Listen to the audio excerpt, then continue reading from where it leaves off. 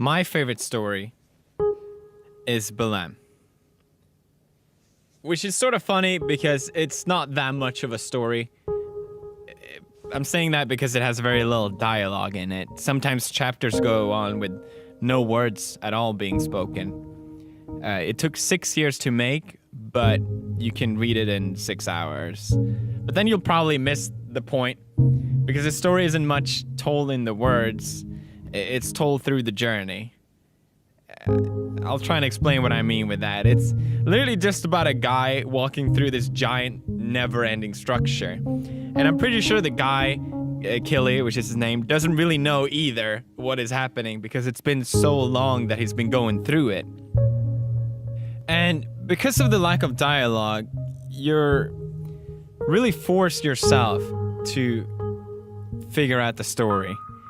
And it's also an opportunity to make it your own. Obviously, you're giving a certain frame for it, but it's also why I don't really want to talk about the story too much, because I think everyone have their own perception of what it is. Hidetaka Miyazaki, the creator of Dark Souls, said himself that when he was a child, he loved to read, but he wasn't very talented at it, so often he would read passages of text that he couldn't understand. So he would instead allow his imagination to fill in the blanks. This is exactly what Blame is. There's so much empty space for you to fill with your own imagination. And it's almost like you're co-writing the story with the author. Which may seem a bit selfish, but it also makes it so much more personal, I guess.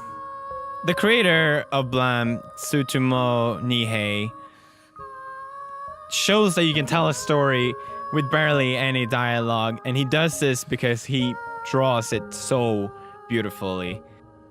Nihei used to study architecture, and you can definitely tell while reading through it. Some of the scenery is just outstanding, and it really draws you in. And even though it's so dark and so grim, you still feel like you want to be part of it in a really weird and twisted way. Each page is a piece of art, I think, at least.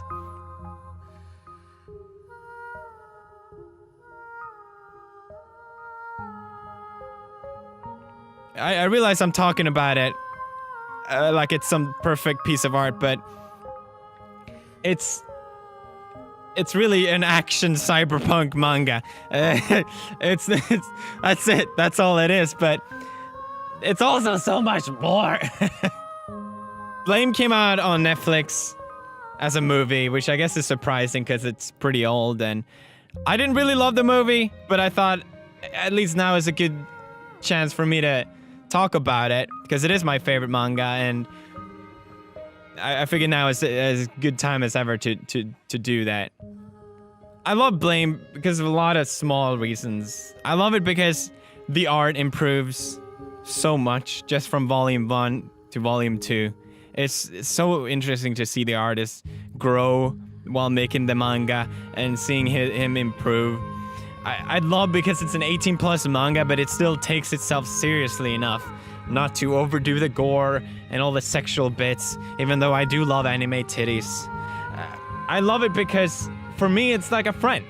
It's a friend that you can revisit whenever you feel like it, and you find out something new that you didn't know before.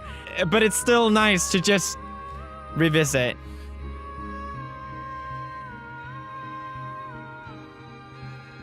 I really love Blame.